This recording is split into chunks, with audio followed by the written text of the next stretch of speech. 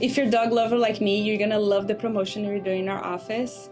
We're offering teeth home whitening for only $99, and the proceeds are gonna go to Second Chance Dog Rescue. It's a great opportunity to have your teeth whitened and helping a homeless dog.